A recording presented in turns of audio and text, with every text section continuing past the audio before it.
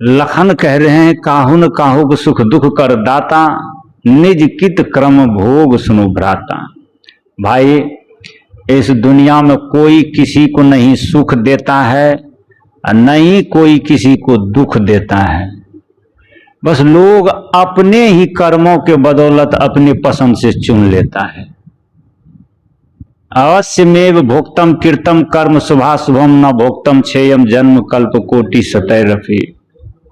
कर्मण्यवाधिकारस्ते माँ फलेषु कदाचन माँ कर्म फले तुर्व संगस्व कर्माणि। आदमी अपने ही कर्म को लेकर के आता है, पुनः अपने ही कर्म के बदौलत संस्कार लेकर के प्रस्थान करता है। कबीर साहब ने कहा है, आया था जब जगत में जग हंसे तू रोए, ऐसी करनी कर चलो तू हंसे जग रोए। जब आप जन्म लिए थे, हम जन्म लिए थे, तो सारे दुनिया के लोग हंसे थे और जन्म लेने वाले रोए थे। कितना विरोधाभास है कि कोई हंसता है कोई रोता है। सारे लोग जन्म के उत्सव पर मिठाई बांटते हैं, नाचते हैं, मस्ती से हंसते हैं, लेकिन जिसका जन्म होता है वो रोते हैं। कबीर साहब कहते हैं, सुनो, अगर तुमको थोड़ा भी समझ है तो इस बात को गांठ बांध लो, बदला लेना है। जैसे तुम्हारे रोने पर सब हंसा है ना, तो फिर ऐसा करना, सबको रुला के तुम हंसना, बदला व्यर्थ मत जाने देना। अर्थात ऐसा धरती पर कर्म करके जाना कि तुम्हारे कर्म को याद करके दुनिया रोए और तुम अपने कर्म को देख करके हंसते हंसते चला जाए कि रोने के लायक मैंने कोई कर्म ही नहीं किया, पछताने के लायक कोई कर्म ही नहीं किया, अफसोस करने के लायक मैंने कोई भूल ही नहीं किया। अर्थात अपने कृत्य अपने कर्म को देख करके हंसते हंसते चले जाना और तुम्हारे कर्म को देख करके लोग यहां रोते रह जाए, यही है बदला। तो मैं कह रहा था, निज कृत कर्म भोग सुनो भ्राता। यहां पर लोग अपने ही कर्मों की भोग भोगने के लिए आते हैं। एक बार की छोटी सी उदाहरण है कि एक हाथी मर करके चला गया यमराज के पास। तो हाथी से यमराज पूछता है, बताओ बताओ, सबसे तुम श्रेष्ठ प्राणी हो, सबसे बड़ा शरीर दिया था, सबसे बलवान शरीर दिया था, तुमने धरती पर रह करके क्या क्या उजागर किया? हाथी मन ही मन बताया और भीतर से थोड़ा सा यमराज दे करके आया, कहा शर्माते क्यों हो, बताओ। कहा कि आप अगर हमको हमारा कर्म पूछते हैं, इससे है कि किसी मानवेतर प्राणी का आप पूछिए कर्म, उससे पहले अपने आप पर करिए शर्म। कहा वो क्यों? कहा इसलिए कि आपने धरती पर जो मनुष्य बनाया है, जो मनुष्य का राज फैलाया है, उसके सामने किसी का कुछ चलाया है? मनुष्य किसी को कुछ चलने देता है? जो वहां हाथी काम करेगा, शेर काम करेगा, गिदर चूहा हुलार बिलार शेर सियार, किसी का कर्म चलता है धरती पर? कर्म तो केवल मनुष्य का चलता है, बाकी भोग योनि है। कर्म योनि किसका है? मनुष्य ने तो कहा, घोषणा कर दिया, बड़े भाग मानुष तन पावा सुर दुर्लभ सद ग्रंथ। वो हाथी कहता है कि कहीं नहीं लिखा है बड़े भाग हाथी तन पावा। इतना मोटा शरीर है लेकिन इसका कोई भाग नहीं है, भाग तो वही दुटंगा का है। पता नहीं दो पैर पर खड़ा है लेकिन सबको उसने अकेले बस में करा है। मनुष्य के हाथ में सारा रिमोट आ गया, मनुष्य के हाथ में सारा पावर आ गया है, मनुष्य के हाथ में सारा ऊर्जा आ गया है। मनुष्य जिसको चाहता है उसको अपना बस में कर लेता है। मनुष्य लोहा को आकाश में फेंक करके उड़ाता है, मनुष्य पानी में पुल बनाता है, मनुष्य शेर को कैद करके इशारे पर नचाता है, मनुष्य क्या क्या नहीं करता। भला मुझ हाथी को आप कर्म पूछते हैं, धर्म पूछते हैं? इससे पहले यमराज आपको मेरे से मेरे कर्म पूछना पड़े तो इससे पहले तुमको शर्म करना पड़े कि जहां पर साम्राज्य मनुष्य का है वहां भला हाथी क्या कर सकता है? मैं दीन हूं। कहा ये मनुष्य, तुम किस मनुष्य की बात करते हो? मेरे पास, यमराज के पास लाखों करोड़ों मनुष्य रोज ही आते हैं। अच्छा, मरते हैं तो सब वहीं जाते हैं, सब तो उसी का खजाना भरते हैं। हालांकि लोग यहां लोगों को चकमा देते हैं, जो आदमी मरते हैं तो उसका परिजन, उसका फैमिली, उसका बेटा, उसका परिवार लिखता है कि हमारे पिताजी दादाजी का स्वर्गवास हो गया। पता नहीं, होता वही है। जो नहीं लिखता है होता वही है, जो लिखता है वो नहीं होता है। तो सब लोग मर करके, यमराज कहते हैं कि लाखों लाख लोग मेरे पास ही आते। तुम किस लोग की बात करते हो, किस मानव की बात करते हो? अरे मानव को तो हमने लाखों लाख मानव को नरक में भेज दिया है। हाथी तो मानव की बात, मानव की क्या औकात है? हाथी जोर से ठठा करके हंसता है, कहा आज तक तुमने जिंदा मनुष्य को नहीं देखा है। आप खैरियत करिए, गनीमत करिए कि मुर्दा आता है। अब भला मुर्दा मनुष्य को आप देखे हैं, एक बार जिंदा को देख लीजिए, तब समझिएगा कि जिंदा जो होता है क्या बंदा होता है। तो यमराज को भी बड़ा रोचक लगा कि एक बार जिंदगी को ला करके देख लेते हैं। ये हाथी का भी कैफियत हम सीख लेते हैं कि हाथी जो कहता है जिंदा मनुष्य से भेंट होगा तो पता चल जाएगा कि मनुष्य कितना प्रबल है, मनुष्य का कितना ताकत है, मनुष्य क्या क्या कर सकता है। तो उसको एक नुस्खा झलका कि ऐसा प्रयोग करते हैं। यम से आदेश दिया। यमराज जो होता है वो शासन करने वाला होता है, यम जो होता है उसका सेना होता है, उसका फौज होता है, उसका फोर्स होता है। तो अपने फौज को भेजता है कि सुनो सुनो, अब की बार जाना तो जिंदा मनुष्य को एक ले आना। ऐसा क्या फरमाइश है? कहा थोड़ा सा परीक्षण करेंगे कि हकीकत में जिंदा मनुष्य होता क्या है। ये हाथी तो कहता है, शेर तो कहता है, गधा तो कहता है, बाकी सभी प्राणी यहां आ करके कहते हैं हमारा कर्म मत पूछिए, हमारा धर्म मत पूछिए, हमारी कोई लिखा जोखी मत करिए। क्यों? क्योंकि वो मनुष्य मेरा कुछ चलने नहीं देता है। और मैं जब कहता हूं क्यों नहीं चलने देता है यहां मनुष्य को और सभी प्राणी को, मैं तो रोज यहां लाखों लाख यहां मैं सबकी लेखा जोखा देखता हूं। तो ये कहते हैं कि आप मुर्दे मनुष्य को देखते, जिंदा मनुष्य को देख करके देखो ना, पता चल जाएगा। अरे मनुष्य से भगवान डरते हैं। हसीनों को आते हैं क्या क्या बहाने, खुदा भी न जाने तो हम कैसे जाने। भगवान भी डर जाते हैं मनुष्य की चालबाजी देख करके। भगवान ने जब दुनिया बनाया, भगवान ने जब इंसान बनाया, तो भगवान भी डर गया इंसान को बना करके। भगवान भागने लगा, तो भगवान जब भागने लगा तो पूछते हैं भगवान से देवता कि क्या हुआ? कहा कि अरे बनाते बनाते क्या कि हमने इंसान बना दिया। तो कहा तो अच्छी बात है, इंसान बना दिए तो धरती पर इंसान बन गया तो अच्छी बात है। कहा नहीं नहीं भाई, इंसान जब से बनाया हूं तब से परेशान हो गया हूं। कहा क्यों? कहा कि अब इंसान मुझे छोड़ेगा नहीं। क्योंकि एक इंसान कहेगा कि आज धूप होनी चाहिए, दूसरा कहेगा वर्षा होनी चाहिए। अब मैं इसकी सुनूं कि उसकी सुनूं? एक इंसान विश्वकर्मा पूजा के दिन कहेगा कि हमारी गाड़ी सब दिन ठीक रहनी चाहिए। जो गाड़ी का ओनर होगा, मालिक होगा, वो कहता है कि भगवान हमारा गाड़ी सब दिन ठीक रहना चाहिए। और उसी विश्वकर्मा पूजा के दिन वही अगरबत्ती जला करके, वही प्रसाद चढ़ा करके, जो विश्वकर्मा जो गाड़ी का मोटर का जो मिस्त्री होता है, फिटर होता है, वो कहता है कि बाबा विश्वकर्मा ऐसा कोई नुस्खा लगाइए कि सबका गाड़ी रोज खराब हो, जो हमारा गाड़ी चलते रहे। तो भगवान कहता है कि हम मुसीबत में फंस गए, इंसान को हम कैसे सुने? गाड़ी ठीक रखे कि खराब रखे, धूप होने दे कि वर्षा होने दे, माली चाहे मानसून, धोबी चाहे धूप, साधु चाहे हल्ला गुल्ला, चोर चाहे चुप। अब भगवान किसकी सुनेंगे? मालिक कहता है कि मानसून सदा रहेगा तो हमारे फुलवारी में कभी सूखापन नहीं आएगी, इसलिए भगवान से मालिक यही कहता है मानसून बना रहे। धोबी कहता है भगवान नहीं, धूप होनी चाहिए, क्योंकि हमारा मोटे मोटे वस्त्र सूखेगा कैसे? जब तक सूखेगा नहीं तब तक हम फिर दूसरा धोएंगे कैसे? तब तक हमारा काम चलेगा कैसे? तो मालिक चाहे मानसून, धोबी चाहे धूप, साधु चाहे हल्ला, चोर चाहे चुप।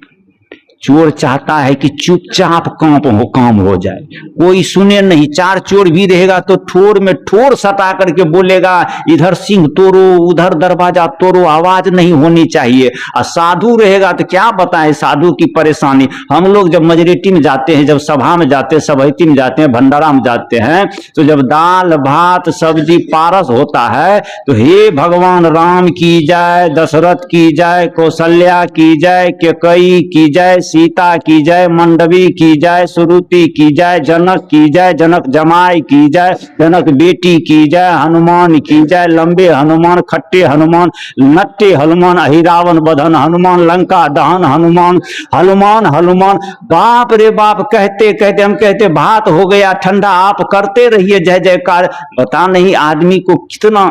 तो साधु के भंडारा में हल्ला होता है, साधु की जमात में हल्ला होता है, और चोर की जमात में चुप होता है।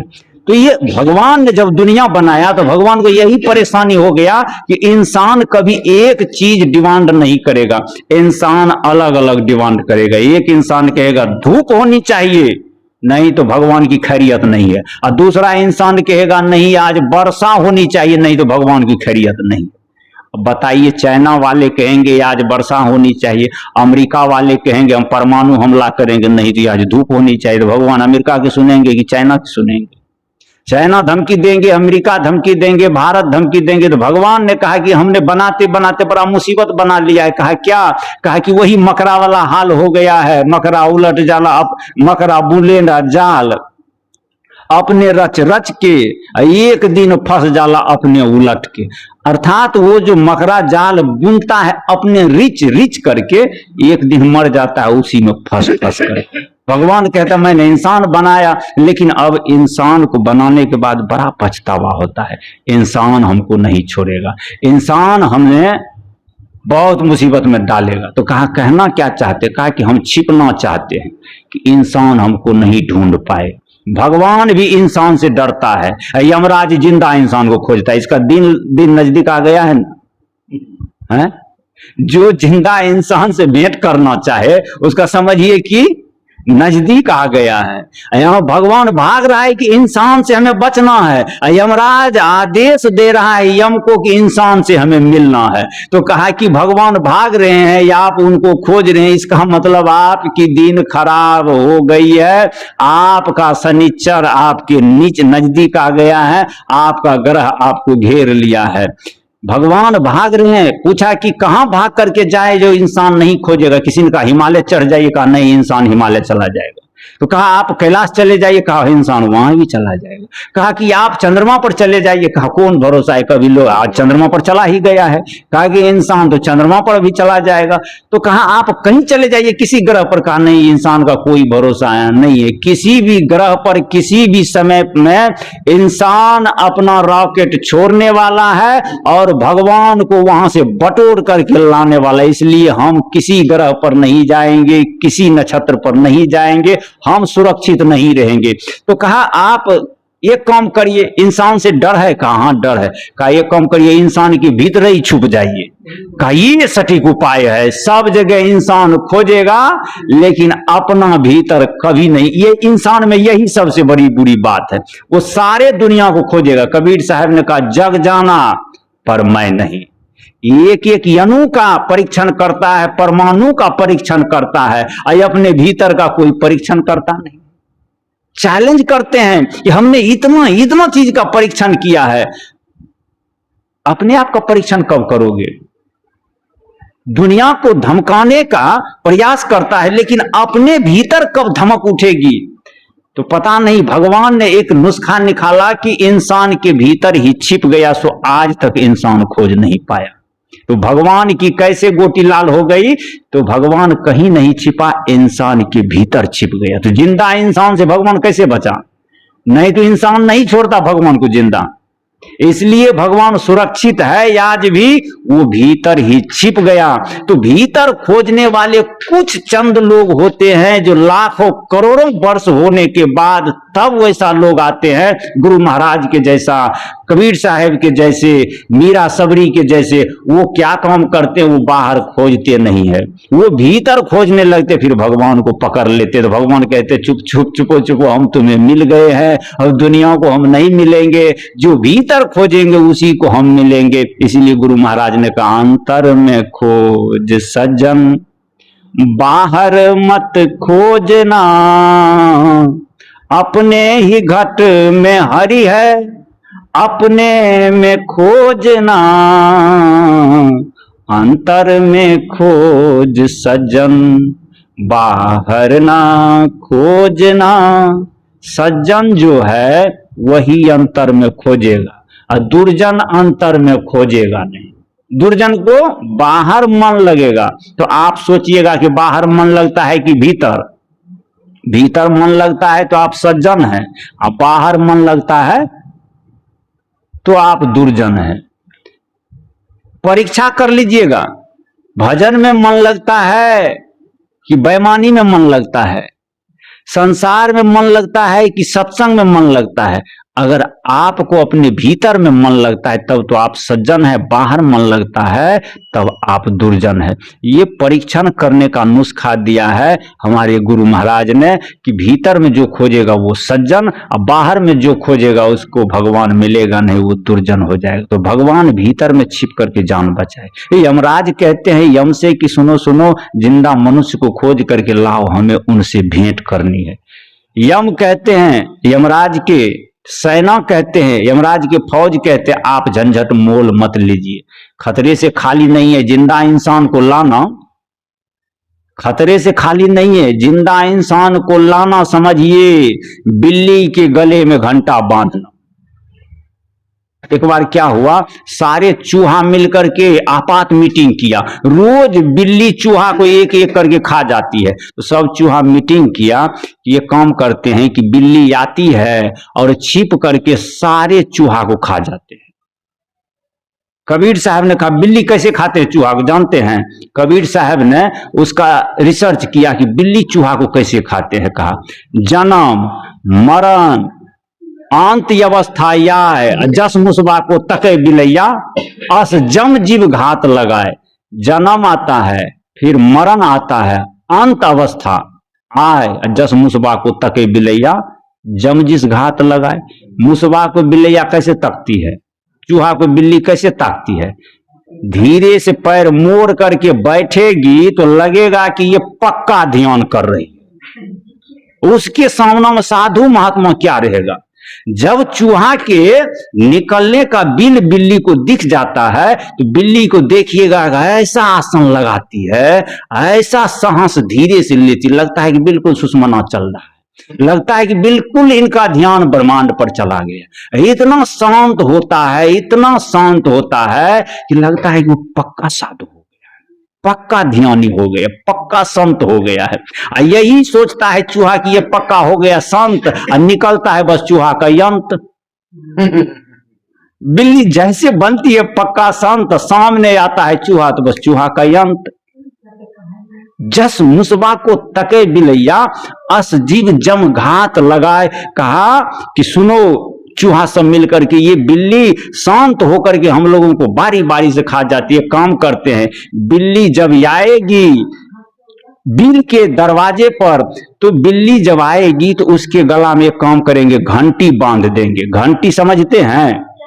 पहले बैल के गले में घंटी बांध देते थे, भैंस के गले में लोग घंटी बांध देते थे, पशु के गले में घंटी बांध देते थे कि पता चले कि पशु हमारे पास है कि कोई ले गया। तो घंटी बांधना एक ये वैज्ञानिक कारण था। तो कहा सब चूहा मिल करके कि बिल्ली के गले में हम लोग एक काम करेंगे कि बिल्ली के गले में घंटी बांध देंगे, बजेंगे घंटी तो सब चूहा भाग लेंगे, बिल्ली कोई चूहा को नहीं खा सकेंगे। सब चूहा ने पास कर दिया। हाँ, यही एजेंडा पास हुआ, यही योजना लागू होना चाहिए कि बिल्ली के गला में घंटी बांध दिया। सब चूहा मिल करके योजना पास कर दिया, बिल्ली के गला में घंटी बांध देना। लेकिन जब घंटी तैयार हुआ, रस्सी तैयार हुआ, तो चूहा कहता है बांधेगा कौन? अब चूहा कहता है बांधेगा कौन? बिल्ली भी है, घंटी भी है, अब बांधेगा कौन? अब चूहा कहता है तुम जाओ तो तुम जाओ, एक चूहा दूसरे से कहता है तुम ही जाओ ना, अब जो जाए बांधने के लिए उसी का बोहनी। बिल्ली को कोई चूहा घंटी नहीं बांध सकता है, क्योंकि बिल्ली कभी भी चूहा को देख करके चूहा को बख्शने वाली नहीं है। ये यम कहता है यमराज से कि आज तुमने बिल्ली के गले में घंटी बांधने का काम किया है। भाई जिंदा मनुष्य को तुम लाओगे यहां तो फिर बाद में बहुत पछताओगे, क्योंकि मनुष्य किसी को नहीं छोड़ा है। उसने हाथी को छांद करके पिलमान बंद करके हाथी के गर्दन पर बैठ गया है, और हाथी को जैसे कहता है बेचारा हाथी वैसे चलता है। उसने बंदर को कैद कर लिया है, बाघ को कैद कर लिया है, शेर को कैद कर लिया है, बैल को हल से जोत रहा है, पता नहीं सबको परेशान कर दिया है। तो या आप मनुष्य को लाते हो यहां यमराज की फौज में, तुम्हें भी परेशान करेगा। बताओ ये लसेंग और ये इन्फेक्शन ये वायरस के समान है। जिंदा मनुष्य जहां जाता है वहां वायरस के समान फैलता है, ये सब पर हावी हो जाएगा, पता नहीं बड़ा दुर्दिन होगा। यम कहता है यमराज से मत लाओ जिंदा मनुष्य का, आगे हम क्या ना मेरा आदेश है जिंदा मनुष्य को लाओ। हाथी ने कहा कि मनुष्य बड़ा पावरफुल होता है, हम देखेंगे कैसे पावरफुल होता है। यम बेचारा गया, कहा कहां जाए कहां से लाए, कहां जाए कहां से लाए। वो चला गया एक ठेठ गांव में। एक व्यक्ति घर से बाहर निकल करके, यही गर्मी का समय था, रात में नींद नहीं हो रहा था, तो क्या काम किए, खाट निकाल दिया, वो हरियाणी खाट, बाहर में मंजी लगा करके खाट लगा वो खर्राटे मार के सो रहा था। कहा कि बस बस बस यही काम हो, यही हरियाणा का आदमी ठीक रहेगा, जैसे हमारे गुलशन कबीर साहब हरियाणा के। अब इनके जैसा ही मस्त मौला, अब इनके और हमारे गुलशन साहब भी ऐसे व्यक्ति हैं जो उनको जवाब दे सकते हैं, यमराज को भी, जो यमराज को भी ये चैलेंज कर सकते हैं। हाँ तुम जिंदा आदमी को बुला करके मुसीबत से पंगा लिए हो। ऐसे व्यक्ति एक मंजी पर एक खाट पर विश्राम कर रहा है, घर से बाहर फील्ड मैदान में। यम देखता है कि अब काम हो गया, इसी को ले चलना है। अब बिना नोटिस के किसी को भी अरेस्ट करना ये गैर कानूनी है। नोटिस नहीं भेजोगे, उसको अरेस्ट करने पहुंच जाओगे तो अदालत में जवाब देनी पड़ेगी। इसलिए पहले अच्छा जो आदमी को भगवान ले जाते थे बिना नोटिस के ले जाते हैं, बिना नोटिस के नहीं। एक आदमी हमसे कहा कहां नोटिस भेजते हैं, चुपे चुप ले जाते हैं। हमने कहा नहीं, आप नोटिस को क्या करते हो, रिसीव ही नहीं करते हो। तो रिसीव नहीं करोगे तब भी उसकी मान्यता होगी। सम्मन भेज दिए तो आपको ले जाएंगे। आप लो नोटिस की नहीं लो, लेकिन उसने भेज दिया। कहा कैसे नोटिस भेज दिया, हमने तो आज तक नहीं देखा नोटिस किसी को भेज दिया। हमने कहा भेजा है भाई। पहला नोटिस जब देखो कि एक बाल हो गया ब्लैक से व्हाइट, काला से उजला, तो समझ लीजिए कि पहला नोटिस निकला। जब बाल हो जाए काला से उजला तो समझिए पहला नोटिस निकला। ये पहला नोटिस है। कहा कि दूसरा नोटिस, कहा कि मैंने दूसरा नोटिस भी आता है भाई। जब देखने लगो कि आपके ऊपर का स्किन झुलकने लगे, चाम ढीला पड़ने लगे, कमर झुकने लगे, तो समझिए कि ये दूसरा नोटिस है। तीसरा नोटिस मैंने कहा कि जब आंख की रोशनी घटने लगे, चश्मा लगने लगे, दूर के लोग पहचान में नहीं निकलने लगे, तो तब समझिएगा कि अब तीसरा नोटिस भी आने लगा है। कहा कि इसी तरह से, मैंने कहा इसी तरह से धीरे धीरे छोटा बड़ा नोटिस भेजते भेजते 2 4 10 नोटिस भेजता है। और जब आदमी जो समझदार होता है, जो हमारे गुरु महाराज के जैसे होते हैं, संत के जैसे होते हैं, वो नोटिस से पहले हाजिर हो जाते हैं। आप नोटिस भेजते मैं हाजिर हो गया हूं, फिर उसकी स्वागत सत्कार होती है। और जो कैदी हाजिर नहीं होता है फिर उसको क्या करते हैं, अपने सेना लेकर के, प्रशासन लेकर के, गाड़ी लेकर के आते हैं, हाथ गोर बांध करके, और फिर उसको लगे हाथ गोर बांध, और गला देंगे फसरी, और काटा कुसा घींचने जाए बाप बाप चिकरी। कबीर साहब ने चित्रण किया कि अगर नहीं जाओगे नोटिस पर तो हाथ गोर बांध करके ले जाएगा। आप सोचते हो कि हम नोटिस को आप रिसीव नहीं करोगे तो वो ले करके नहीं जाएगा, वो पकड़ करके ले जाए। कबीर साहब ने कहा ना, एक एक सिंहासन चढ़ चले, एक बंधे जंजीर, सिंहासन पर कौन जाते? जो नोटिस पर पहले हाजिर हो जाते। हाँ, आपने नोटिस दिया। जब नोटिस आपके जीवन में बहुत आता है, वो कहने के लिए बहुत आप उसको महसूस करिएगा। जब आपकी वाणी लड़खड़ाने लगे, जिभ्या उलटने लगे, और बेटा पुतो बात नहीं मानने लगे, तो समझिए यह भी एक नोटिस है। जब आपके बात लोग उल्लंघन कर रहे हैं, जवान आदमी का बात लोग मानता है। अगर आप जिस समय जवान है, जिस समय ताकत है, जिस समय आपके पास पैसा है, तो आप कहिएगा कि मैं कौन हूं, तो आपका बेटा कहेगा कि मेरी माँ है, मेरा बाप है। और जब आप वृद्ध हो जाइएगा तब कहेगा कि नहीं, हमारी माँ नहीं है, उसकी माँ है। एक पुतोह कहेगी कि हमारी सास नहीं है, बड़की के हिस्सा में रहेगा, बड़ी कहेगी कि मंझली के हिस्सा, तब कोई नहीं कहेगा कि मेरे तरफ रहो। तो ये भी एक नोटिस है। तो इस तरह से हजारों नोटिस चले आते हैं और हम लोग उस नोटिस को नहीं समझ पाते हैं। इसी के कारण एक रोज यमराज का फौज आता है, वो हाथ गोर बांध करके, जो कबीर साहब ने कहा, एक सिंहासन चढ़ चले एक बंधे जात। तो जंजीर में बंध के कौन जाता है? जो नोटिस पर हाजिर नहीं होता उसको पकड़ते हैं न, चोर को पकड़ते हैं पुलिस, इंसान को नहीं पकड़ते। क्योंकि इंसान आदमी वहां हाजिर हो जाते हैं कि मेरी क्या गलती है, वो गलती पर मैं फाइट करूंगा, दावा के मैं दस्तावेज पेश करूंगा और मैं अपने सफाई में दलील दूंगा, फिर वो निर्दोष हो जाते हैं, फिर उसकी बाइज्जत बली हो जाती है। लेकिन चोर जो होता है वो जानता है कि वहां भी जाएंगे तो हमारी कुटाई होगी, तो उसको हाथ गोर बांध करके। तो आप लोग से मैं निवेदन करता हूं कि ठीक हम लोगों को नोटिस पर तैयार रहना चाहिए। तो वो आदमी जो खाट पर सोया है, मंजी पर सोया है, वो हरियाणा का आदमी, मजबूत आदमी, हट्ठा कट्ठा आदमी, वो भी ठेठ देहाती आदमी और लॉजिक का परिपूर्ण आदमी, उसके सामने अगर कोई महामहिम भी आए, तर्कशास्त्री भी आए, तो भी टकराए तो वो उससे हार ही जाए। क्योंकि इस दुनिया में सबसे बढ़ के सबसे बढ़, उससे ऊपर है बतगर। गांव में जो बतगर होता है वो सबसे बढ़ के बढ़ होता है, उससे कोई नहीं जीत पाता है। तो वैसे गांव के लोग जो होते हैं वो बतगर थे। और उसको जब आया यमराज की सेना, यम कहा कि इसी को उठा के ले चलेंगे हम। आया यम और कहा कि यही जिंदा आदमी को उठा के ले चलेंगे हम। जैसे उठाया तो ये आदमी जगा कि भाई ये कहां, तो देखता है यमराज की सेना आ गई है। कहा कि भाई हमें नोटिस नहीं आया है, समय नहीं हुआ है, ये कहां ले जा रहे हमें जिंदा को।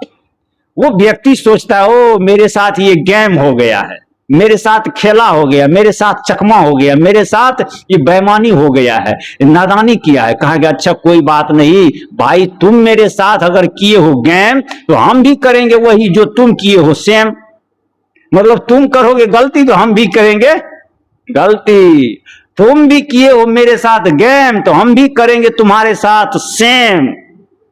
तुम मुझे चकमा दे रहे हो, मैं भी तुझे चकमा दूंगा। तो ये क्या चकमा देंगे? जिंदा आदमी। इसने ये काम किया, ये जगता है तो पढ़ते पढ़ते सो गया। सिरहाने में देखता एक पेन है और कागज है। कहा कि जब जा ही रहे हैं तो थोड़ा सा पन्ना लिख लेते हैं। उसमें लिख लिया, यमराज मैं नारायण बोल रहा हूं। सिग्नेचर लिख दिया, प्रभु श्री नारायण।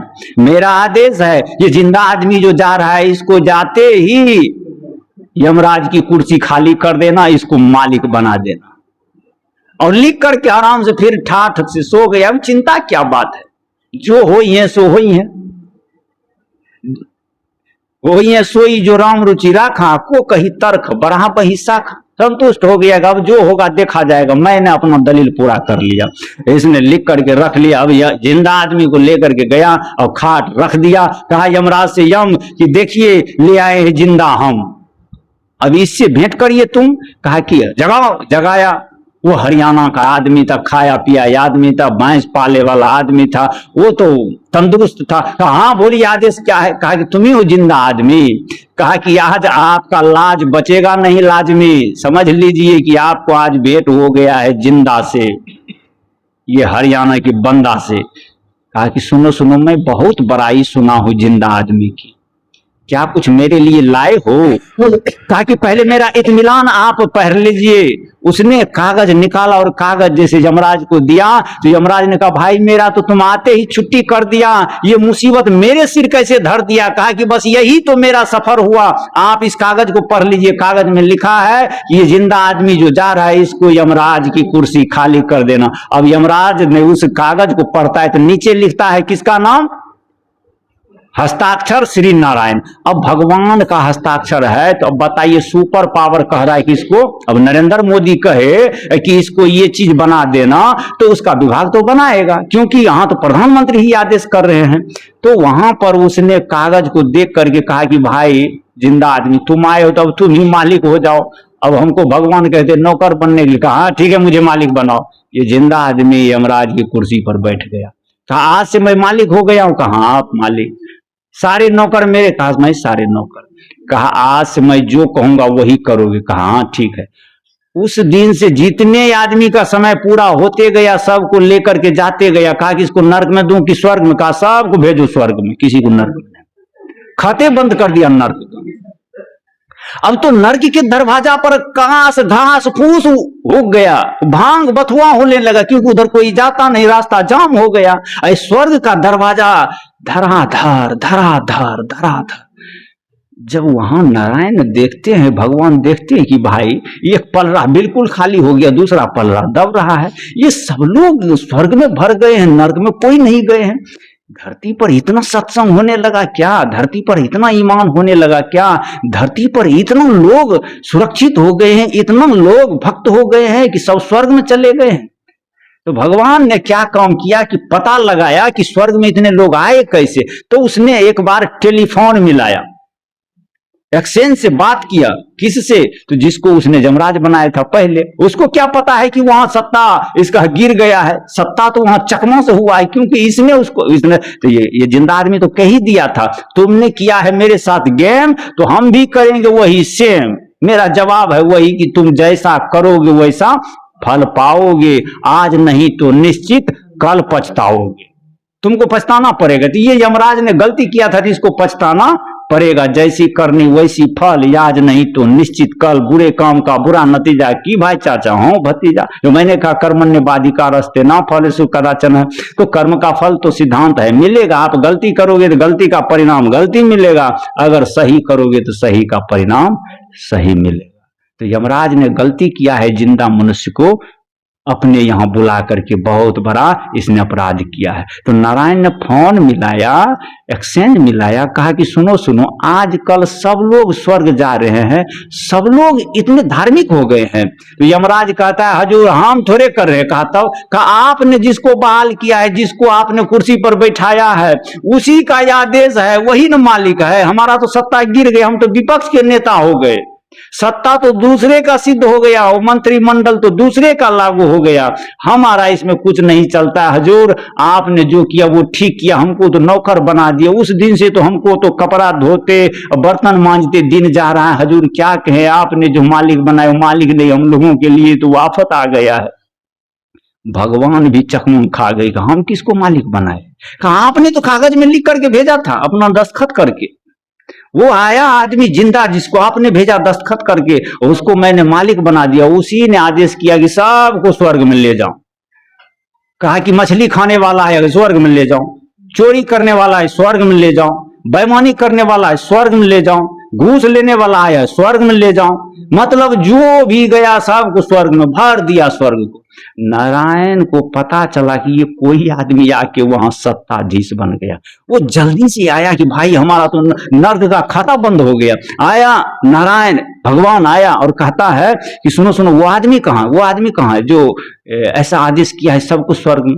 वो आदमी से भेंट करता है, कहता है क्या रे बेईमान, तुमको किसने मालिक बनाया? कहा कि हजूर मुझको किसने जिंदा लाया, मैं तो गलती नहीं किया हूं, मुझे जिंदा क्यों लाया? कहा तुम मालिक क्यों बना? कहा मुझे जिंदा क्यों लाया? अब तो मैं आपका जवाब दूंगा, आप पहले मेरा जवाब दो। अगर गलती किया हूं तो तुम मेरे साथ क्यों गलती की हो? हैं? मैं कहता हूं कि अगर तुम फूल बनो तो वो बनते हैं फूल की पंखुड़ी पाती, अगर तुम काठ बनो तो वो बनते हैं लोहे की लाठी।